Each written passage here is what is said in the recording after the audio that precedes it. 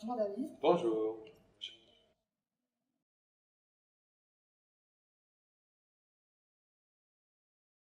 Alors, je suis rentré dans la comédie musicale d'abord parce que je suis passionné de comédie musicale. Tout petit, j'ai adoré regarder Fred Astaire, Gene Kelly, les grandes comédies musicales de l'époque, West Side Story, et j'ai vraiment adoré ce mélange, la danse, le chant, le théâtre. Et donc, je savais que j'allais devoir toucher à ça, que j'allais devoir vraiment me frotter à cette pluridisciplinarité, si je puis dire, parce que c'était vraiment, pour moi, une véritable découverte. Après, j'ai pris évidemment des cours de théâtre, de chant, de danse, mais je ne savais pas comment tout ça fonctionnait. Et c'est vraiment avec l'expérience que j'ai appris à pouvoir jongler avec les différentes disciplines. J'ai aussi une grande passion pour certains artistes français qui ont fait de la comédie musicale, comme Annie Cordy, par exemple, qui est ma marraine aujourd'hui et qui a, en 1973, qui a amené Hello Dolly en France. Donc, ça a été pour moi, voilà, c'est un petit mélange de rencontres qui m'ont donné envie de faire ce métier et de faire de la comédie musicale. Voilà.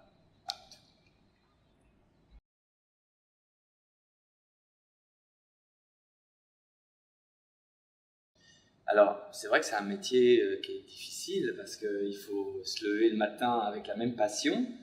Bon, a priori, quand on est passionné, on devrait l'être jusqu'à la fin de sa vie, normalement. Maintenant, c'est un métier tellement difficile physiquement que de temps à autre, la fatigue gagne un peu du terrain et on a de plus en plus de mal à se mettre en route. Alors, moi, j'ai plus 20 ans, j'ai 2 fois 20 ans maintenant, mais en tout cas, c'est vrai que on pourrait se laisser gagner de temps en temps par un peu le moral un petit peu plus bas parce que les spectacles ne marchent pas comme on voudrait qu'ils marchent, la vie extérieure, la vie artistique n'est pas aussi riche qu'on voudrait qu'elle le soit, donc parfois on peut se laisser atteindre. Mais a priori, quand on est passionné par ce métier, on doit pouvoir se dire ok, aujourd'hui je suis dans un spectacle à succès, c'est génial, mais demain on ne sait pas. On doit pouvoir toujours se dire on va renaître à chaque fois. Ça, c'est l'avantage. Donc, c'est une richesse en même temps.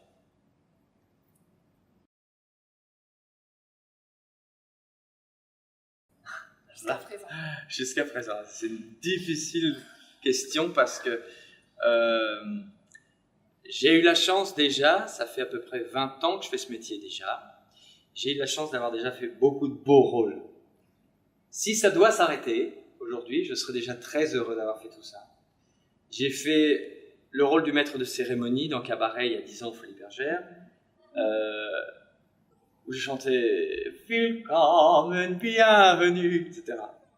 J'adorais ce rôle parce que c'est un rôle qui était en même temps réaliste, parce qu'on peut imaginer qu'un MC comme ça ait déjà existé, et un peu en même temps imaginaire, ludique, enfantin, donc il y avait vraiment une grande richesse dans ce personnage. Aujourd'hui, je joue Bernadette dans Priscilla folle du désert, qui est un rôle fort aussi à jouer, émotionnellement, artistiquement, et puis aussi, j'ai envie de dire, au niveau de mon challenge de comédien, parce que jouer une femme, c'est pas facile, sincèrement. Donc, je vais dire que ça, c'est les deux plus grands rôles qui me laissent beaucoup de traces émotionnelles, d'engagement physique et de recherche spirituelle. Entre deux, je mettrais le professeur Abranzius dans Les Vampires, où je chantais La logique et la science, n'essayez pas de me tromper, de me berner de l'idée, etc. Une chanson très très rapide, mais c'est vrai que je suis partagé entre ces trois grands rôles là.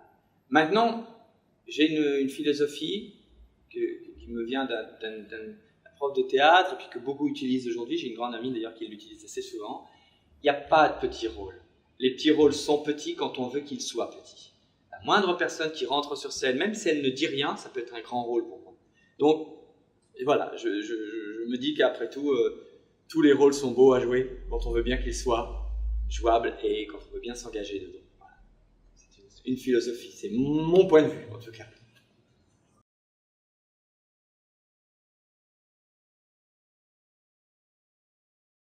Alors, Déjà, quand on a ouvert le spectacle en février 2017, on a accouché. L'expression accoucher apporte son nom aussi dans le théâtre parce qu'on a un temps de répétition qui est comparable à la gestation, à la grossesse, etc. Et après, on accouche d'un spectacle et on le livre au public.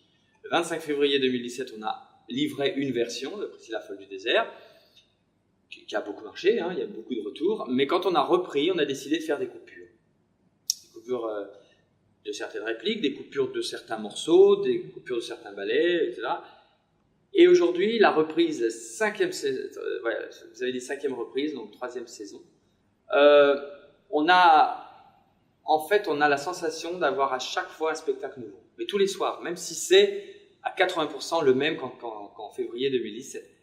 Et je peux vous assurer que le plaisir est le même. Donc, on trouve des choses tous les soirs différentes à jouer parce que le public est différent, parce que pour moi, le public est un acteur avec nous. Donc, on échange, c'est un procédé d'émetteur et de récepteur, mais ce qui a changé peut-être, c'est la maturité. Les personnages sont devenus un peu plus matures, sont ancrés un peu plus, ils sont dans vraiment peut-être une plus grosse certitude qu'en février quand on a ouvert le bal. Voilà. Pas le bal des vampires, hein, quand on a ouvert Priscilla folle du désert. Que je précise. Ouais.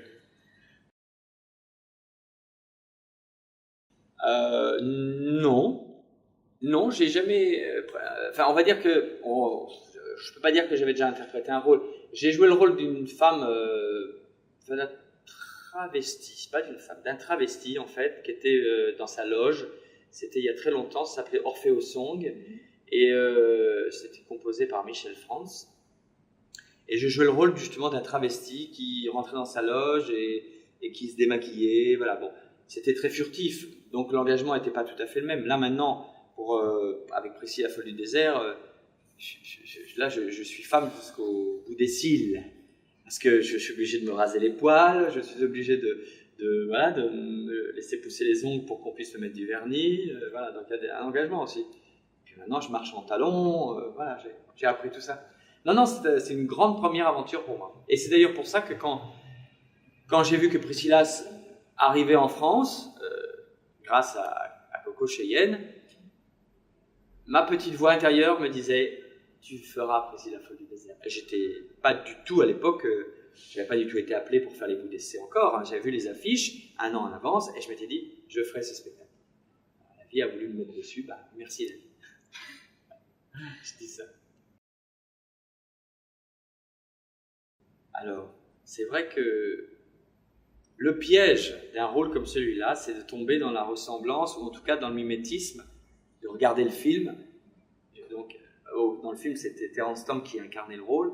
Ça, c'est l'écueil dans lequel on peut tomber facilement. Moi, j'ai pas voulu faire ça. Déjà, j'avais vu le film bien avant que Priscilla folle du désert arrive à Paris. Donc, il est sorti en 94, le film, donc j'avais dû le voir dans les années 99, dans ces eaux-là.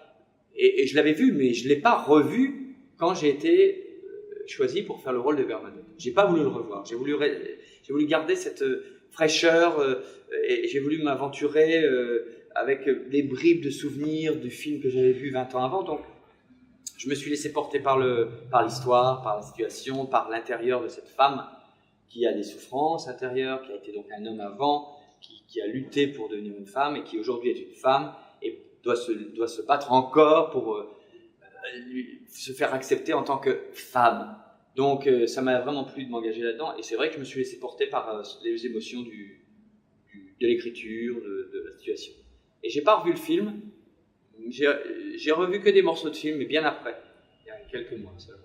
Donc voilà, je me suis laissé porter par moi-même. Parce qu'on peut pas, quand on joue un rôle comme celui-là, il faut être soi-même dedans. C'est pour ça que j'ai faut être soi-même dedans. Il faut se laisser porter par l'enveloppe, les ongles, la gestuelle, les cheveux, tous les mouvements qui sont un peu élégants de Bernadette. Mais Bernadette doit être construite de moi, David Alexis, avec toute mon histoire, avec mes souffrances, on en a tous des souffrances. Voilà, donc j'essaie d'être le plus en phase avec moi et avec le show. Voilà. Parce qu'en fait, votre Oui, premier rôle pour ouvrir le spectacle, c'est pas Bernadette. Non, non. Et puis il y a une chute d'émotion. Ouais, il y a presque une chute hormonale. Ouais. On peut dire il y a presque une chute hormonale entre Tina Tiger et Bernadette. Alors l'histoire de Tina Tiger, je vous explique un petit peu, c'est que à l'origine, ce qui se passe à Paris, c'est une première au monde parce qu'il n'y a jamais eu une ouverture comme ça d'un personnage qui annonce le Queen's Club avec toute cette débauche de drag queen, les aléas, les incidents, la retardataire, etc. C'est la seule version qu'on a dans le monde. Alors, quand Philippe Hersen, pardon, le metteur en scène, m'avait vu dans Cabaret et m'avait trouvé bien, enfin, m'avait adoré dans le MC, maître de cérémonie, et il m'avait dit j'ai créé un personnage comme ça qui accueille le public pour vraiment amener le public au Queen's Club, puisque l'histoire de Priscilla commence au Queen's Club. Donc, il a inventé un personnage qui était extérieur à l'histoire de Dick, de Bradley et de Bernadette. Il a inventé ce personnage et il m'a dit écoute, de tout ce que je vois là dans la troupe et tout, il n'y a que toi qui peux le faire. Il n'y a que toi. Alors au début, moi j'étais très réticent parce que je me suis dit attends, j'ai peur que ça desserve Bernadette parce que Bernadette c'est un personnage qui fait son entrée en deuil. Elle vient de perdre trompette, donc je veux dire, il ne faut pas tout mélanger, les propos sont... Et puis les subterfuges du maquillage, de la voix, de la propos physique, un peu grossier, comme ça, fait que tout d'un coup on pense à autre chose. On ne voit pas du tout Bernadette. C'est tellement différent. Donc, j'ai pas de rituel à proprement parler. J'ai plus un rituel pour rentrer dans Bernadette. C'est-à-dire que quand je passe de Tina Tiger à Bernadette, là, je suis en coulisses avec mon habilleur, ma maquilleuse, et je parle pas. Je ne parle pas. Et il y a un grand miroir en coulisses à ce moment-là. Et quand je suis Bernadette, je ne me vois en Bernadette que quand tout est fait.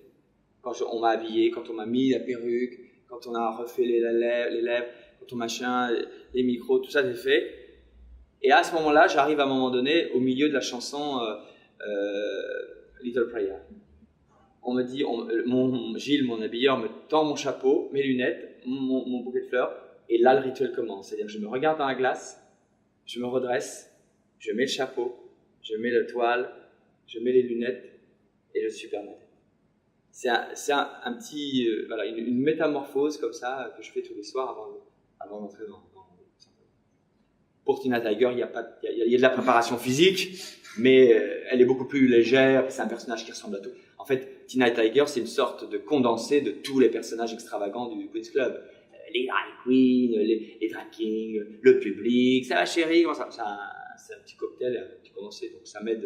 Et puis, le public, quand je rentre dans la salle, m'aide beaucoup. Quand je fais « Salut les chéris, comment ça va ?» C'est le public qui me donne cette impulsion. Donc, voilà. On va dire que mon rituel pour Tina Tiger, c'est le public. Parce que pour Bernadette, le public n'existe pas. La différence, elle est là.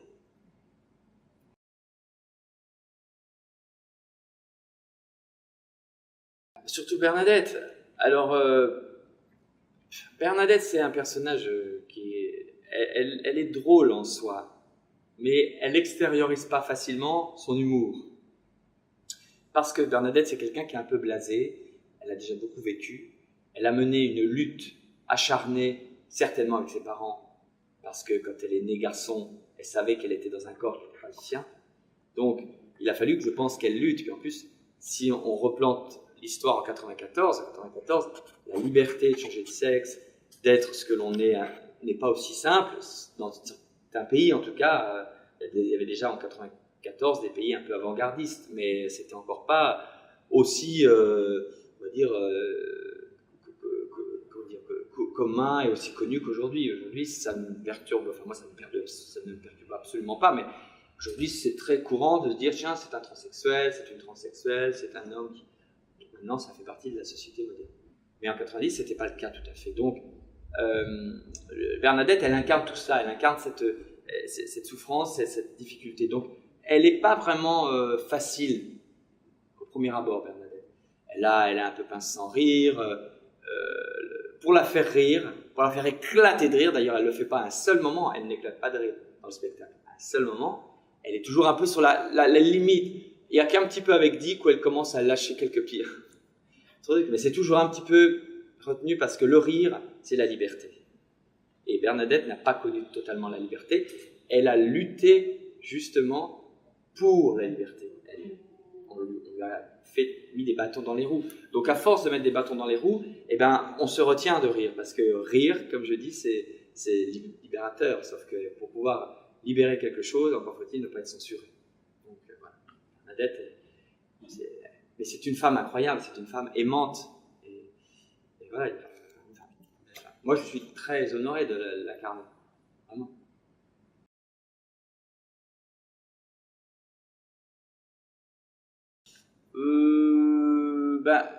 Le personnage qui est très touchant aussi, c'est Dick.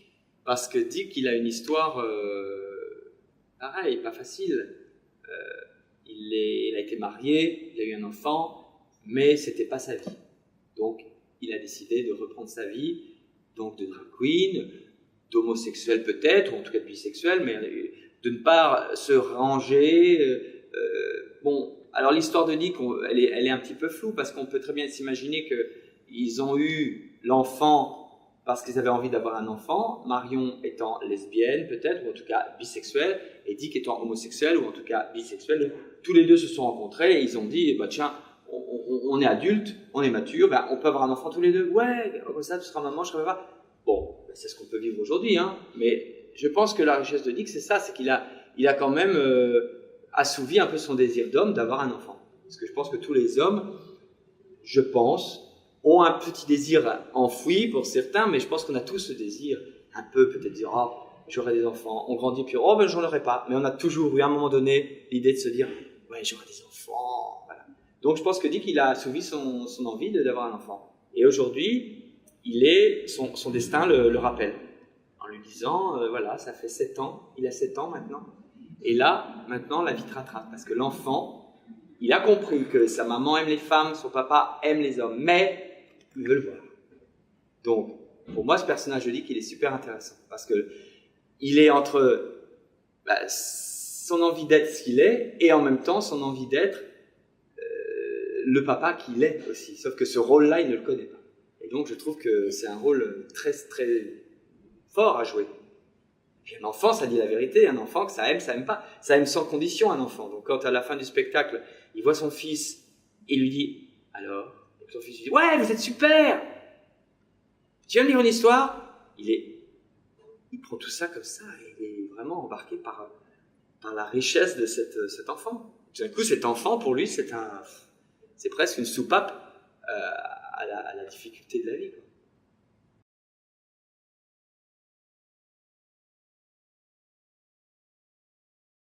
À l'abandon de ma perruque.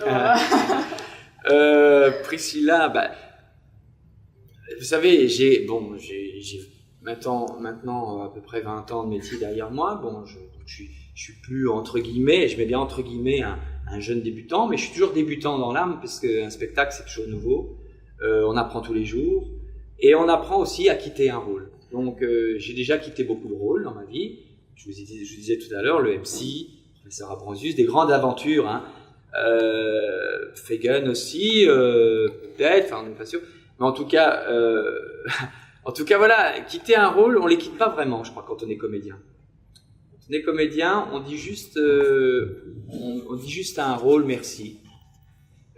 Merci de m'avoir emmené là où je suis aujourd'hui, parce que chaque rôle reste un peu en nous nourrit, c'est un bagage de plus, et quand on aborde un autre personnage, tous les rôles, on nourrit le travail qui permet justement d'enclencher un autre processus avec un personnage nouveau.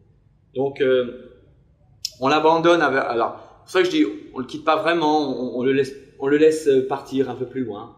Et moi, ce que je vais dire à Bernadette, je vais dire merci, parce que c'est une étape de plus dans ma carrière, c'est une étape de plus dans ma construction d'homme, dans ma vie de comédien, dans mon rapport au public, dans mon rapport avec les fans, avec tous les gens qui m'ont soutenu, mon équipe, enfin voilà, c'est ça, c'est un personnage que je vais devoir laisser pour quelqu'un d'autre aussi, parce que peut-être que ça va se monter je sais pas où, peut-être en Chine, je ne sais pas. Alors peut-être qu'en Chine je viendrai le faire. Voilà, mais en tout cas c'est ça, je dis merci. Et je ne vais pas vous cacher que je suis Je vais pas vous cacher que je vais peut-être verser ma petite larme, mais je vais me laisser bercer par ce qui se passe. Si je dois être ému, si je dois pleurer, il n'y a pas d'indignité à pleurer devant un public. Parce que le public nous a porté au pinacle, est venu nous applaudir, nous encourager. On s'est un peu livré. Et moi, je dis que ce jour-là, si on doit lâcher les larmes, le public a le droit de le faire. Parce que le public, il est là avec nous. Et il mérite aussi de voir la vérité. Tout simplement. Pas trahir.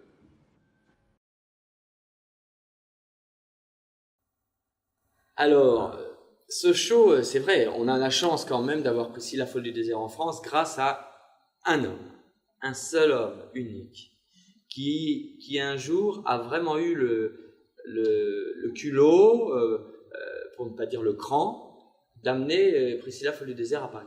Ça s'est joué à Broadway, ça s'est joué à Londres, ça s'est joué en Espagne, je ne sais plus où exactement, mais ça s'est joué plusieurs fois dans d'autres pays.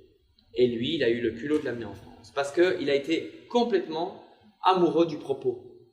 Parce que pour lui, Priscilla Folle du désert, ce n'était pas uniquement 3 drag queens qui prennent le bus, qui luttent avec l'extérieur, on leur jette des bâtons dans les roues, ce n'est pas que ça. Pour lui, c'est l'histoire de 3 personnes d'abord, qui soient hommes, femmes, arabes, anglais, juifs, tout ce qu'on voudrait. C'est l'histoire de 3 hommes qui mènent un combat, qui mènent un chemin et qui ont la même, on va dire, le même objectif. C'est la liberté, la tolérance, accepter justement que tout le monde soit différent. Ça, c'est le point commun de ce spectacle. Et c'est pourquoi Coco Cheyenne l'a amené en France. Et en France, ça a bien résonné. Alors, ça aurait pu résonner plus, je ne vous cache pas, parce que c'est vrai que on aurait dû raisonner plus en France. Moi, je pense sincèrement que le code du spectacle n'était pas facile. Parce que ça reste quand même un spectacle avec des plumes, avec des drag queens, avec un spectacle où les hommes sont en femmes, les femmes en hommes, où il y a des ambiguïtés, il y a des mélanges. Alors, il y a des personnes, et je respecte leur opinion, mais qui n'ont pas beaucoup d'affinité avec ces genres d'ouverture. On a vu avec la grosse problématique du mariage pour tous en France il y a 1 an ou 2, je ne sais plus, avec les pour et les contre. On a vu ça. On voit aussi quand même qu'en France, et certainement dans d'autres pays encore, il y a des ouvertures d'esprit qui ne sont pas encore faites. Donc, je pense que Priscilla Folle du désert en est le témoin. Un spectacle comme Priscilla Folle du désert qui n'a pas rempli à 100%, on a eu un grand succès parce qu'on a tenu 1 an et demi. Coco Cheyenne a investi, a tenu, a dit ok, les médias ne veulent pas de nous au début, on reste, on s'accroche, on y va. Et maintenant, tous les médias nous veulent. Tous les médias nous ont demandé. On a fait tous les plateaux télé, on a répondu à toutes les radios, on a fait tous les événements inimaginables, parce qu'aujourd'hui, tout le monde commence à dire, mais en fait, il y a un truc qui se passe à Casino de Paris, mais c'est quoi ce truc? Voilà, tous les gens, le public qui vient, lui, fidèle depuis le 25 février, ils ressortent avec la banane, ils ressortent avec l'envie de dire « Mais un spectacle comme ça, mais c'est notre drogue, il faudrait ça tout le temps, tout le temps ». Et l'espoir de Coco Cheyenne était de le garder comme une revue à Paris, comme un spectacle qui reste 10 ans à l'affiche. Je ne dis pas que j'aurais joué 10 ans Bernadette, parce que je pense que c'est mes pieds qui n'auraient pas pu supporter, mais voilà. Alors, c'est un beau succès public, c'est un beau succès artistique, et si on est un peu honnête, on se dit que peut-être que ou c'est trop tard, ou c'est encore trop tôt en France. Ça, c'est donc la question reste en suspens. Je n'ai pas la réponse. Parce qu'on suit la société. On suit la société. Donc, et c'est un spectacle qui est totalement en symbiose avec la société. On accepte, on n'accepte pas. On laisse faire, on laisse pas faire. On se dit, un homme veut un enfant. Allez, vous êtes heureux, allez-y. Ou on dit, mais ça va pas, non mais c'est quoi? Ouais, la bonne question, elle est là. Après, à chacun d'avoir ses opinions. Moi, j'ai mes opinions. Vous pouvez venir me voir dans Priscilla Folle du désert, vous comprendrez mes opinions. Maintenant, je ne juge pas. Voilà. Je suis juste, sans juger, c'est contradictoire, je suis juste pas très tolérant envers ceux qui ne sont pas tolérants. Voilà, ça c'est mon petit jeu de mots.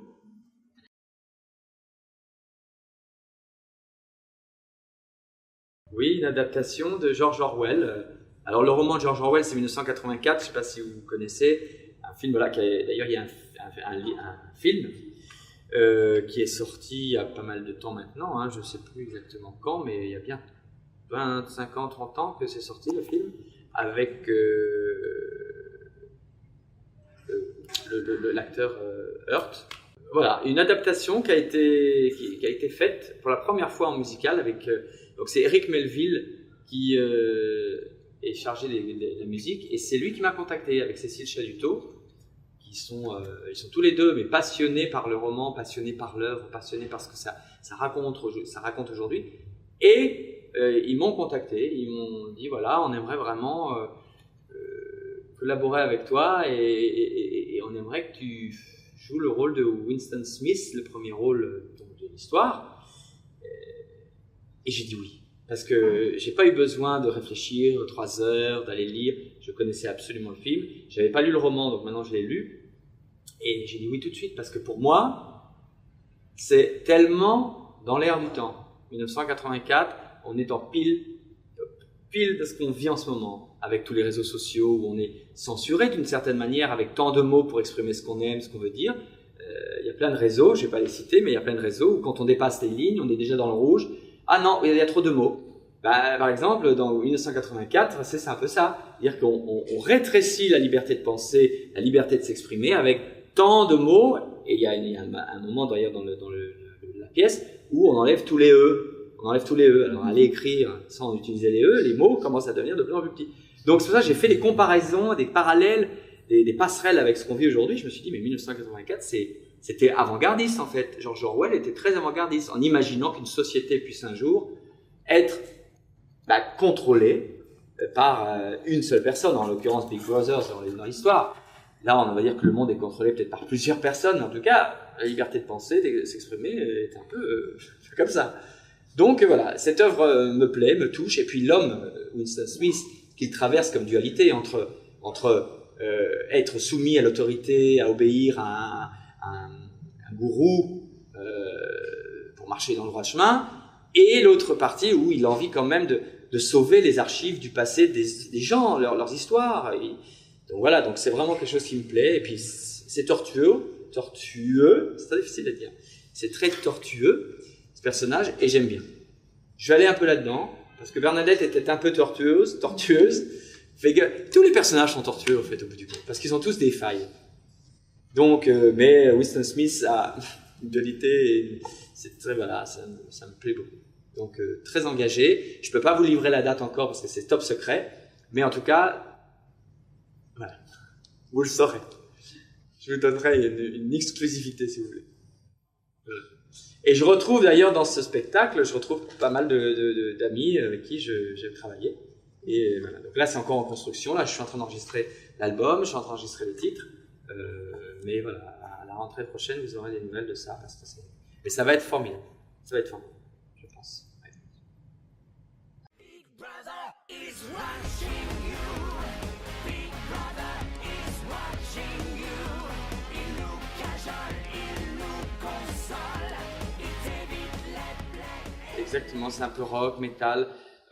Et en même temps, il y a parfois de la romance dans ces compositions parce que il y a de très très jolis textes qui font qu'en même temps le rock devient tout d'un coup un peu léger. Alors c'est un peu contradictoire hein, parce que c'est très puissant vocalement, mais ça s'associe assez facilement. Et c'est vrai que la musicalité de ce show va être un peu métallisant parce que c'est comme ça, l'œuvre est comme ça. On doit entendre du cylindre, on doit entendre des sons un peu lugubres, des atmosphères qui doivent être très pesantes. Donc les compositions d'Eric Melville sont absolument réussies parce qu'on retrouve l'atmosphère sans mettre les textes. Quand on écoute les musiques, on a déjà l'atmosphère de l'ambiance de Londres, sous Big Brother, tous ces gens qui sont au bout de leur liberté, les gens qui marchent, qui sont soumis, c'est vraiment assez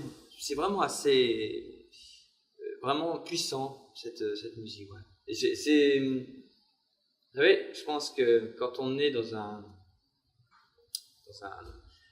comme ça, quand on veut livrer ce qu'on ressent d'une œuvre comme 1984, on est obligé de se laisser aller. Si on commence à se mettre des censures, encore une fois, pas faire de jeu de mots puisqu'il y a des censures de 1984, si on se met des censures en disant, ben non, là on va pas créer comme ça parce que quand même le public ça va être un peu, non, il faut être honnête avec ce qu'on doit donner comme émotion. Donc le public va s'adapter à ça et il risque d'être bien bouleversé, quoi. Parce que même les scènes de torture sont impressionnantes. Donc les gens qui veulent me voir me faire torturer sur scène, eh ben ils viendront. Mais ça reste du théâtre, on n'est pas ce qu'on joue, je précise. Nous ne sommes jamais ce qu'on joue. Écoutez, non. Ok. Il y aura des surprises, il y aura des trucs entre-temps. Il y aura vraiment des petits événements comme ça qui vont arriver d'ici la fin de l'année. Voilà, d'ici la fin de l'année, il y a vraiment des vrais rendez-vous. Il ne faudra pas manquer. Voilà.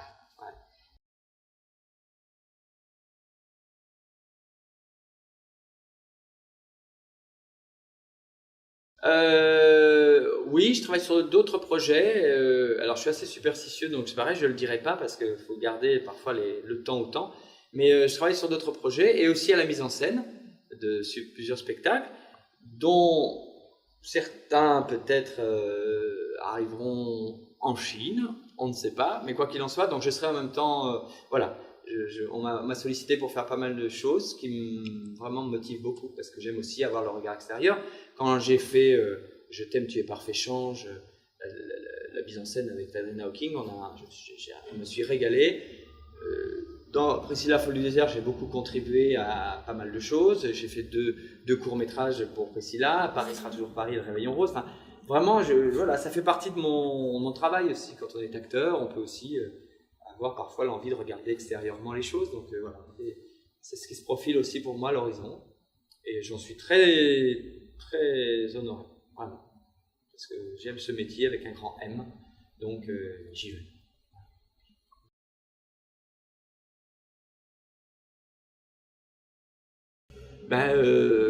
Quand on me propose un rôle ou quand on me propose de participer à une œuvre, j'essaie de rester le plus modeste possible parce que c'est un métier où si la modestie disparaît, je ne sais pas comment on tient dans ce métier. Moi, je sais d'où je viens, je suis né d'un père forain, j'ai connu la vie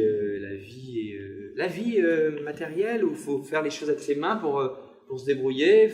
Donc, je sais d'où je viens, donc j'essaie de rester modeste parce que c'est vrai, quand j'ai des rôles comme Bernadette ou même Fagin ou Bal des vampires où j'ai la chance d'avoir des rôles comme ça, donc je me dis waouh, super, je pourrais, non pas du tout, j'essaie de revenir où je suis. Tout ça, ce sont des rôles, c'est mon travail, ma carrière qui m'amène à là, mais en tout cas voilà. Maintenant, quand on m'appelle pour me proposer des choses, déjà je suis touché, je remercie parce que je dis merci déjà parce que c'est un honneur quoi de pouvoir avoir cette chance. Et ensuite, je prête vraiment une grande oreille aussi à ce que ça raconte. J'ai pas envie de faire des choses juste parce que tu vas être dans un très beau théâtre, tu vas être sur l'affiche, ton nom, ça va être génial. Bon, évidemment, faut pas qu'on se mente, tous les comédiens, tous les artistes ont fait ce métier aussi pour être vus, pour pouvoir plus dire des choses. Parce qu'à quoi ça sert de faire un métier si on n'a pas la possibilité de s'exprimer? Alors voilà, donc quand on a la chance de pouvoir travailler régulièrement comme je l'ai depuis pas mal de temps maintenant, je me dis merci quoi, de là où j'en suis et de ce que je fais déjà.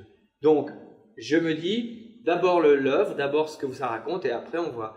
Et j'ai fait des spectacles, quand j'ai fait Cabaret, je suis passé de 1200 personnes, donc je suis passé du théâtre des Folies Bergères au théâtre Clavel. Le théâtre Clavel qui est un petit théâtre à Paris où il y a 60 places. Mal assises, etc. Voilà, et j'ai joué à une pièce et je suis passé de 1200 à 60 personnes, mais j'ai d'abord voulu défendre un projet. Donc mes choix, ils font partie avec le cœur, et puis ensuite, voilà, je me lance ou je me lance pas. Mais c'est vrai que j'essaie d'être honnête, quoi. On a tous envie de vivre de ce métier. Vivre de ce métier, ça sous-entend travailler pour gagner de quoi vivre, de quoi nourrir sa famille, se nourrir. Enfin, donc, faut pas non plus être pas que d'amour et de fraîche, les artistes. On vit malheureusement aussi d'argent parce qu'on est obligé de manger. Mais c'est pas le plus important. Voilà. Un auteur qui crée, un compositeur qui compose, un acteur qui qui s'imaginent. Le rêve est gratuit, hein, donc a priori, on peut toujours rêver toute la vie. C'est ça qui est bien.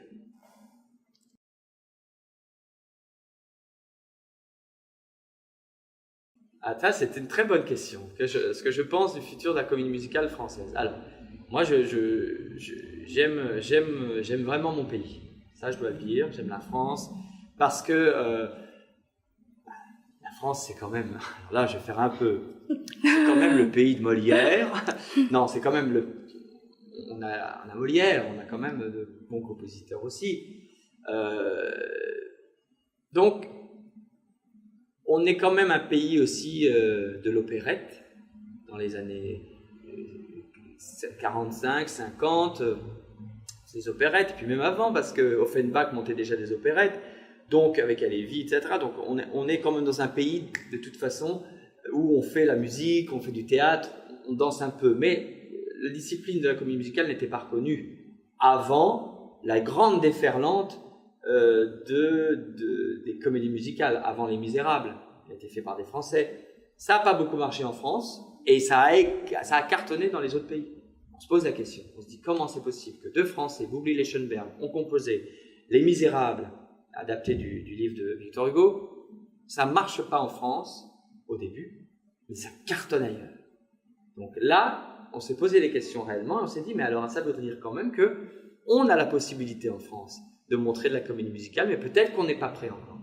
Et quand ça a commencé à faire la déferlante, les arrivées de Notre-Dame de Paris, suivies de Roméo et Juliette, les 10 commandements, on s'est dit, mais en fait, il y a un public qui aime le chant, qui aime la danse, qui aime les concerts musicaux, etc.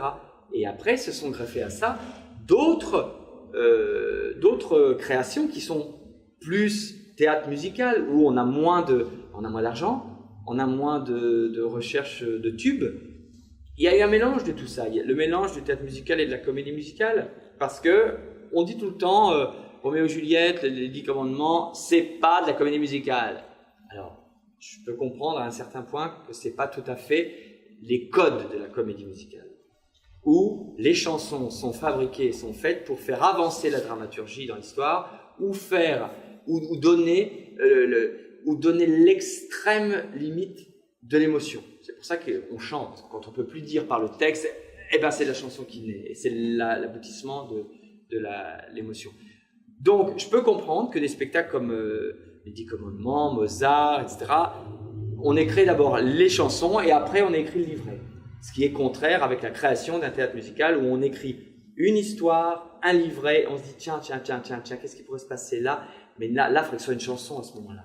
Là, ah oui, il faudrait qu'elle chante comme ça. Et hop, on écrit comme ça. C'est ça peut-être la différence. Mais maintenant, en France, justement, un petit peu à cause de tout ça, on a fait une sorte de division.